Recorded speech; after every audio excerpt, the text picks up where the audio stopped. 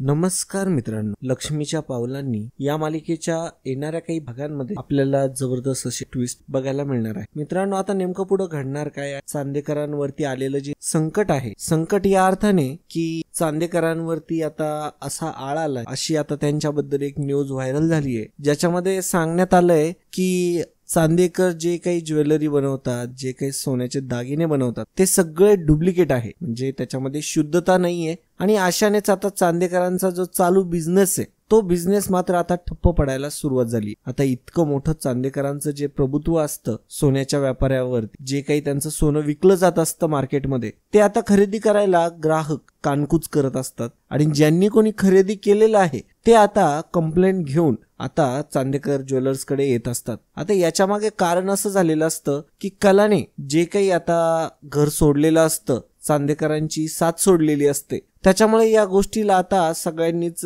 पाठबळ दिलेलं असतं आणि याच्या मागे जो सगळा हात असतो तो रोहिणीचा असतो आणि रोहिणीनेच या सगळ्या गोष्टी घडून आणलेल्या असतात. आता मात्र अद्वैतला समजत नसतं की आता हा जो डाग लागलाय चांदेकर ज्वेलर्सवरती किंवा चांदेकरांना ज्या पद्धतीने गुंतवण्यात येतंय या सगळ्या गोष्टीवरती, आता ही गोष्ट कशी खोडून काढायची किंवा या गोष्टीला कसं सामोरे जायचं याबद्दलचं जे काही टेन्शन आहे त्याला येत असतं. मग तो आता कलाकडे जातो. कलाकडे जेव्हा तो आता गेलेला असतो त्यावेळेस तो कलाला विनंती करतो की कला, तू घर सोडलं आणि तू घर सोडताच आता मात्र देवीचा प्रकोप झाला आमच्या, आणि अशी न्यूज मीडियामध्ये व्हायरल झाली. आता नेमकं पुढे काय करावं काय नाही हे सुचत नाहीये. मार्केटमध्ये ऑलरेडी खूप सारा पैसा अटकलाय जो सोन्याच्या माध्यमात आहे. आता मात्र आपलं सोनं खरेदी करायला कोणीच येत नाहीये. साधे साधे ज्यांनी सोनं खरेदी करून नेलेलं होतं ते सुद्धा म्हणताय की आमचे पैसे आम्हाला परत द्या आणि तुमचं सोनं तुम्हाला परत घ्या, आम्हाला हे सोनं नकोच आहे. आता मात्र सोनं ज्या पद्धतीने विकलंय त्या लोकांना,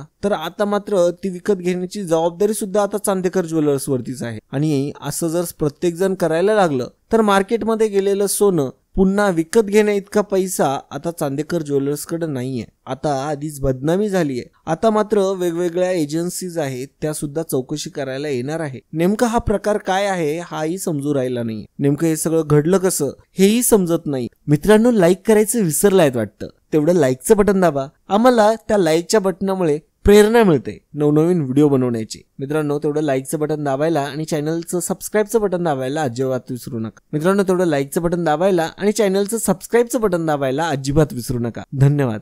आता मात्र इकडे अजून एक व्यक्ती जी घाबरलेली असते ती रोहिणी. कारण की रोहिणीला आता एका गोष्टीची भीती वाटायला लागलेली असते. जर कलाने साथ दिली आणि अद्वैतला जर कलाची साथ मिळाली तर मात्र काही वेगळं घडलं आणि आपलं नाव जर समोर आलं तर आपलं काही खरं नाही. आणि याच गोष्टीच्या भीतीने आता मात्र सरोजला रोहिणी बरोबर जाळ्यात घेणार असते आणि सरोजकडून अद्वैत आणि कलामध्ये अजून अंतर वाढवून कलाच्या पाया पडायची गरज नाही असं आता सांगण्याचं काम ही रोहिणी करणार असते. त्यासाठीच आता रोहिणीने सरोजची भेट घेतलेली असते. सरोजला ती सांगत असते की हे बघ, आता त्या खरेला आपण याच्यामध्ये घ्यायला नको, कारण की खरे जर मध्ये आली तर मात्र वेगळाच गैरसमज होईल आणि मग मात्र आपले चांदेकर ज्वेलर्सची जी काही शुद्धता आहे या सगळ्या गोष्टींवरती कायमच संशय घेतला जाईल. खरे गेली म्हणून असं झालंय हा एक फक्त योगायोग आहे. त्याच्यामुळे आपण आपला जो प्रॉब्लेम आहे तो वेगळ्या पद्धतीने सॉल्व्ह करूया असं आता ती म्हणत असते. तेव्हा सरोज म्हणते की बरोबर बोलते रोहिणी तू, आणि आपल्या सोबत जे काही घडलंय ना ते नक्कीच या कला खरेनेच केलेलं असावं असं मला डाऊट येतो. तेव्हा मात्र आता रोहिणी या गोष्टीवरती तर भरच देते, कारण की तिला तर हेच हवं असतं की सगळा आळ यावा तो कलावरती यावा. आणि मग ती म्हणायला लागते, अगं तुला काय वाटतं, ही खरे काय साधी सुधी नाही आहे बरं का, तिची पोहोच खूप उंचपर्यंत आहे आणि या सगळ्या गोष्टींमध्ये तिचा प्लॅनिंग तिला सक्सेसफुल होताना दिसला नाही, म्हणून चांदेकरांच्या सोन्यामध्ये भेसळ आहे असं सांगून आणि अशा गोष्टींचे पुरावे लीक करून आता ती गेलीये आणि पळून गेलीये. आता म्हणजे आता ती परत काय येणार नाही आणि आपल्याला सुद्धा भीक मागायला लावणार असं आता मुद्दामच रोहिणी बोलत असते. तेव्हा सरोज म्हणते की नाही, मी स्वतः बोलणार त्या मुलीशी, मला त्या मुलीवरती डाऊट आहे, संशय आहे, तिनेच हे सगळं केलं असावं असं आता सरोजला वाटू लागतं. तेव्हा मात्र रोहिणीला वाटतं की ही जर त्या मुलीशी बोलली तर आपला प्रॉब्लेम अजूनच वाढेल आणि त्याच्यामुळे मला आता ह्या सगळ्या गोष्टी रोखायच्या आहे. त्यासाठी आता रोहिणी मुद्दामच सरोजला म्हणू लागते की असं करायची काही गरज नाहीये, तुला जे काही घडतंय ते घडू दे, आपल्याला या सगळ्या गोष्टी तिच्याकडून वधवून घ्यायची काही गरज नाहीये. कारण की आपण जर तिच्या मागे पळालो तर लोकांना वाटेल की नक्कीच चांदेकरांच्या ज्वेलर्समध्येच काहीतरी फॉल्ट आहे. तेव्हा मात्र आता सरोज या गोष्टीचा विचार करून शांत बसलेली असते जराशी. आता मात्र इकडे अद्वैत हा कलाकडे आलेला असतो. तो तिच्याकडे मदत मागत असतो. कला मात्र स्पष्टपणे नकार देते आणि म्हणते की चांदेकर, आता मी काही येऊ शकत नाही. तेव्हा अद्वैत म्हणत असतो, खरे अगं विचार कर ना, अगं चांदेकरांच्या ज्वेलर्समध्ये भेसळ आहे असं तुला वाटतं का? आपण आतापर्यंत एकही रुपया बिगर कष्टाचा कमवलेला नाहीये. हक्काने आपल्या कष्टाची जी किंमत आहे ती मागून चांदेकरांनी आजपर्यंत त्यांचा व्यवसाय आज तगायत इतका प्रचलित ठेवला, चांगला ठेवला. तुला वाटतं की असं करू आपण? तेव्हा मात्र कला म्हणते की तुझं बरोबर आहे, परंतु याच्यामध्ये मी काय करू शकते? तेव्हा मात्र अद्वैत म्हणत असतो की तू गेली आणि त्यानंतर या सगळ्या गोष्टी घडल्या आणि मीडियामध्ये जी काही न्यूज व्हायरल झाली आहे त्याच्यामध्ये तुझंही नाव जोडलं जातंय. त्यामुळे तू परत यावं ना, बिझनेसमध्ये तू तुझं काम करावं असं मला वाटतं. तेव्हा मात्र कला म्हणत असते की चांदेकर, मला नाही वाटत, मला आता इच्छा नाही उरली आहे काम करायची. आणि तसंही या सगळ्या गोष्टींमध्ये मी नेहमी दोषीच असते, तेव्हा माझ्यावरती जरी आरोप झाले तरी मला मान्य आहे. तेव्हा मात्र अद्वैत म्हणत असतो की नाही खरे, मला नक्कीच याच्यामध्ये कोणाचा तरी षडयंत्र वाटतं आणि हे षडयंत्र कोणी केलंय, कसं केलंय आणि या सगळ्या गोष्टींच्या बाबतची जी चौकशी आहे ही मला आता करायची आहे आणि हे शोधून काढायचंय की हे नेमकं केलं कोणी होतं. आणि मला खात्री आहे की तू या सगळ्या गोष्टींमध्ये एकदम परफेक्ट आहे. तुझा हजरजबाबीपणा, तुझं स्मार्ट माइंड या सगळ्या गोष्टींमधून आपल्याला बाहेर काढेल असं मला वाटतं. आता अद्वैतच्या तोंडून एवढं कौतुक ऐकताच कला आता खुश झालेली असते. कला म्हणत असते की चांदेकर, आज लईच कौतुक करतोय तू माझं. तेव्हा अद्वैत म्हणतो की खरे, मला माहिती आहे तुझं महत्व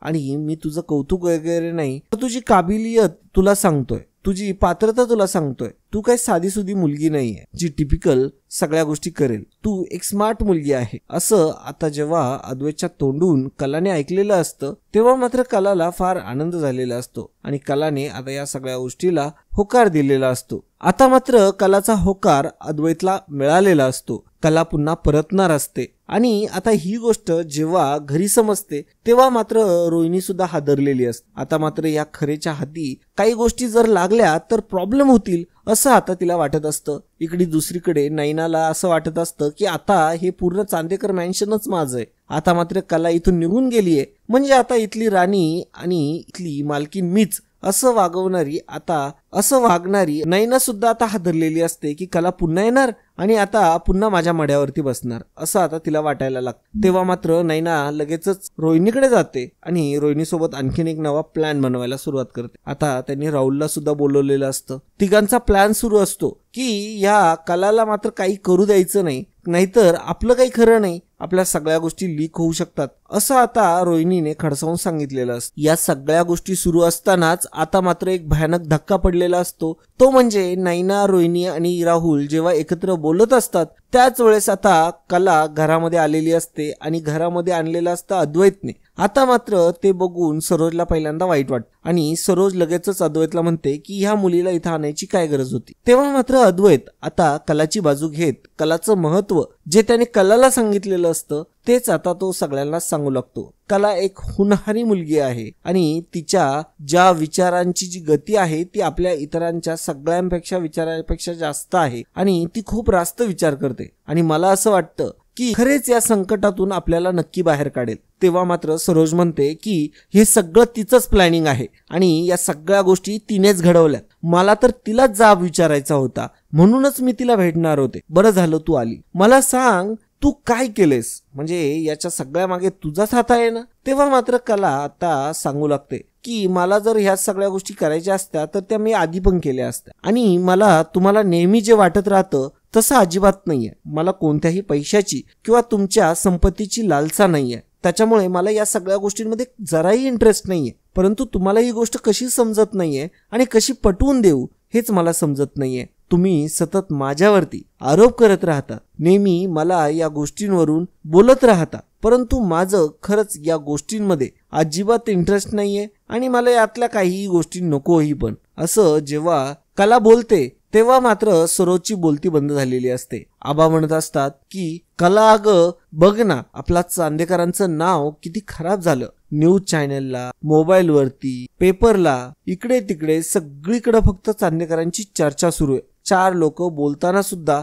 आता त्यांच्यामधून जाण्याची हिंमत मला होत नाही, कारण की आपल्याबद्दल बोलतायच इतकं वाईट की काय सांगावं काही सुचत नाहीये. आपल्या आतापर्यंतच्या एवढ्या स्वच्छ इमेजला डाग लावलाय कोणीतरी. आता कला म्हणत असते की आबा तुम्ही चिंता करू नका, आता मी आले ना, मी आणि चांदेकर आता या केसचा निकालच लावतो की नाही बघा, असं म्हणताच आता आबांना जरासा दिलासा आलेला असतो. कलाने आता आबांना तर वचन दिलेलं असतं, आबांना दिलासाही दिलेला असतो. आता मात्र कलालाच याच्यामध्ये खूप मोठा प्रश्न पडलेला असतो की नक्की याच्यामध्ये हात आहे तर आहे कुणाचा. नेमके आता सोन्याचे बाजार वाढलेले असतात, 1 लाखाहून जास्त महाग सोनं झालेलं असतं. आणि आता मात्र सोन्याचे इतके भाव वाढल्यानंतर असं सोन्यामध्ये जी काही भेसळ आहे या गोष्टीचं प्रकरण जेव्हा बाहेर येतं तेव्हा मात्र जनतेमध्ये आता प्रचंड रोष निर्माण झालेला असतो. चांदेकरांच्या विरुद्ध आता खूप लोक उभे राहिलेले असतात, जे काही लग्नासाठी किंवा इतर कार्यक्रमांसाठी सोनं खरेदी करायला आलेले असतात. ते अक्षरशः आता बाहेर येऊन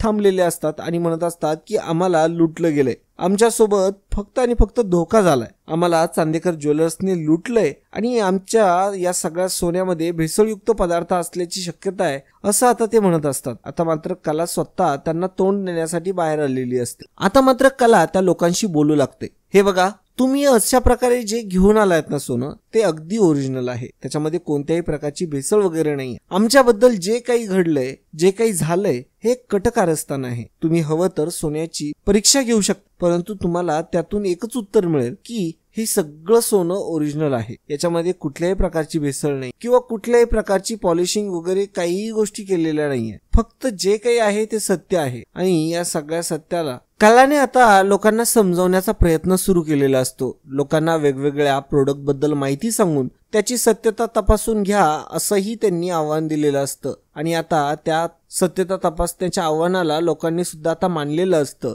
काही लोक सामुदायिक पद्धतीने आता चांदेकर ज्वेलर्स मध्ये जातात आणि त्यांच्याकडे असलेल्या सोन्याची सत्यता ते तपासून येतात. तर सोन्याची सत्यता आता त्यांच्या समोर क्लिअर झालेली असते आणि ते सगळेजण आता बाहेर येऊन सगळ्या लोकांना सांगतात की आम्ही सोन्याची सत्यता तपासली, आपण जे काही विकत घेतलंय ते तर खरं आहे. आणि असा एकही व्यक्ती आता मात्र कुठेही नसतो की ज्याने आता तिथून सोनं घेतलंय परंतु त्याला भेसळयुक्त सोनं मिळालंय. आता मात्र या सगळ्या गोष्टी आता समोर आलेल्या असतात. जनतेने आता बघितलेलं असतं की या चांदेकरांच्या सोन्यामध्ये तर काही फॉल्ट आपल्याला दिसत नाहीये, कदाचित ही न्यूज देखील खोटी असावी. या गोष्टीबाबत लोकांमध्ये आता थोडासा क्लिअरन्स आलेला असतो आणि काही का होईना एक आंदोलन कलाने शांतपणे एकदम बिनधास्तपणे आता ते शांत केलेलं असतं. अद्वैत आता खूप जास्त हॅपी झालेला असतो, आनंदी झालेला असतो आणि त्याला खूप छान वाटत असतं की खरेने आता अगदी छानपणे ही सिच्युएशन सांभाळून घेतली आणि लोकांचा कोणत्याही प्रकारचा रोष न घेता अगदी प्रेमाने बोलून त्यांना मात्र शांतपणे त्यांनी काढून दिलं आणि तेही त्यांनी तिचं ऐकलं. या सगळ्या गोष्टी कशा जमतात खरेला असा प्रश्न आता अद्वैतला पडलेला. परंतु आता दुसरा प्रश्न पडलेला असतो तोही कलालाच. आता मात्र कलाला एक गोष्ट समजलेली असते की या सगळ्या ज्या गोष्टी झाल्यात ना याच्यामध्ये नक्कीच जवळच्या व्यक्तीचा हात असू शकतो, त्याच्याशिवाय या सगळ्या गोष्टी होऊ शकत नाही असा डाऊट आता कलाला आलेला असतो. कलाने आता या सगळ्या गोष्टींबद्दल अद्वैत सोबत बोलणं केलेलं असतं. अद्वैतला तिने सांगितलेलं असतं. कला आता अद्वैतला म्हणत असते की या सगळ्या गोष्टींमध्ये नक्कीच जवळच्या व्यक्तीचा हात आहे आणि आपल्याला आता चौकशी त्याच पद्धतीने करावी लागणार आहे. नक्की या सगळ्या गोष्टींमध्ये जवळच्या व्यक्तीने मदत केल्याचा संशय मला येतोय असं म्हणताच अद्वैत म्हणतो की आता नक्की काय करायला हवं. आता मात्र कला म्हणत असते आपण मीडियामध्ये आलेले ते जे फोटो व्हिडिओज आहेत ना ते कोणत्या तरी त्या स्त्रीचे आहेत, आपण त्या स्त्रीपर्यंत पोहोचूया. आता मात्र त्या स्त्रीने असं केलेलं असतं आणि याच्यामध्ये रोहिणीनेच तिला मदत केलेली असते. ते जे काही दागिने असतात ते दागिने डिक्टो चांदेकरांच्या दागिन्यांसारखेच बनलेले असतात, फक्त ते भेसळयुक्त दागिने असतात आणि त्याच्यामध्ये या सगळ्या गोष्टींमध्ये रोहिणीने मदत केलेली असते आणि सेम टू सेम दागिने तयार करून हे दागिने चांदेकरांचे आहे असं तिने सांगितलेलं असतं. कारण की आता ते दागिने घेता वेळेचे जे फोटो असतात ते तिने काढलेले असतात, त्याच्यामध्ये चांदेकर ज्वेलर्स दिसत असतं, डिझाईन पण तीच असते आणि दागिने पण तेच असतात, फक्त दागिने बदलवलेले असतात, तीच डिझाईन, तीच सुबकता, त्याच सगळ्या गोष्टी. त्याच्यामुळे आता अद्वैतला सुद्धा टेन्शन आलेलं असतं की नक्की हे सगळं घडलंय तर घडलंय कसं. कारण की अद्वैतचे दागिने त्याच्यामध्ये दिसत असतात, चांदेकरांचीच मोहर त्यावरती असते आणि या सगळ्या गोष्टी आता मात्र भयानक असतात. सत्यतेची परीक्षा जेव्हा होते त्या सोन्याची, त्यावेळेस मात्र त्याच्यामध्ये ते जे काही चांदेकरांचे दागिने आहे ते खोटे ठरलेले असतात. आणि आता मात्र ते दागिने ऑलरेडी खोटे असतात, परंतु आता मात्र अद्वैत आणि मीडियाला, लोकांना असंच वाटत असतं की ते चांदेकरांच्या पेढीतून आलेले दागिने आहे. आणि आता मात्र कला त्या बाईपर्यंत पोहोचलेली असते. त्या बाईपर्यंत ती जेव्हा पोहोचते तेव्हा मात्र तिच्या एक गोष्ट लक्षात येते. ती जेव्हा बारकाईने ते दागिने बघत असते तेव्हा मात्र आता कलाला सुद्धा काही क्षणासाठी विश्वास बसत नसतो आणि कला देखील म्हणते की तुमच्यासोबत एवढा मोठा फ्रॉड झाला आणि तुम्हाला काय वाटतं याच्यामध्ये कोणाचा हात असेल. तेव्हा मात्र आता ती बाई लगेचच बोललेली असते, कोणाचा आणि काय कोणाचा, याच्यामध्ये तुमचाच हात असणार आहे मॅडम. आणि हे सगळे दागिने तुमचीच तर आयडिया आहे आणि याच्यामध्ये तुम्हीच तर या सगळ्या गोष्टी केल्या असतील. असं आता जेव्हा म्हटलं जातं तेव्हा मात्र कलाला एक गोष्ट समजलेली असते की हे सगळं जे चाललंय ते फक्त आणि फक्त एक बहाणा आहे आणि याच्यामध्ये मेन टार्गेट मी आहे तर, आणि याच्यामध्ये काहीतरी वेगळा हेतू होता कोणाचा तरी. आता मात्र कलाच्या ह्या गोष्टी लक्षात आलेल्या असतात. कला लगेचच म्हणते मी हे दागिने चांदेकरांचे नाही आहेत हे एका क्षणात प्रूव्ह करू शकते. असं म्हणताच आता मात्र ती बाई घाबरलेली असते. त्या बाईला आता टेन्शन यायला लागलेलं असतं. कलाने लगेचच तिचं टेन्शनही बघितलेलं असतं, तिचा चेहराही बघितलेला. तिच्या चेहऱ्यावरले हावभाव बघता कलाला आता कन्फर्म झालेलं असतं की हे दागिने चांदेकरांचे नाही आहेत. आणि मात्र कला आता बिंदासपणे म्हणते की मी हे दागिने लॅबमध्ये पाठवते आणि त्याच्यानंतर जेव्हा त्याच्यावरती बारकाईने इन्व्हेस्टिगेशन होईल तेव्हा मात्र लगेचच कळेल हे दागिने चांदेकरांच्या पेढीतच बनलेत का आणि याच्यामध्ये जे काही धातू वापरले गेलेत ते नक्की किती आहे, काय आहे, या सगळ्या गोष्टींचं पूर्णपणे चेकअप होईल आणि ते पण पोलिसांच्या आधारे. असं म्हणताच आता मात्र ती बाई घाबरलेली असते. त्या बाईला आता टेन्शन आलेलं असतं की अरे बापरे आता मात्र पोलीस येणार. तेव्हा मात्र ती बाई म्हणते की पोलीस कशाला, मला फक्त इतकंच सांगायचं होतं की चांदेकर खोटे दागिने विकतात आणि जगाला फसवतात, जनतेचा पैसा लुबाडतात. असं म्हणताच आता मात्र कला म्हणते की ओ मॅडम जरा व्यवस्थित बोला आणि तुमच्याकडे जर पुरावा आहे म्हणताय ना तर मग तुम्ही घाबरताय का.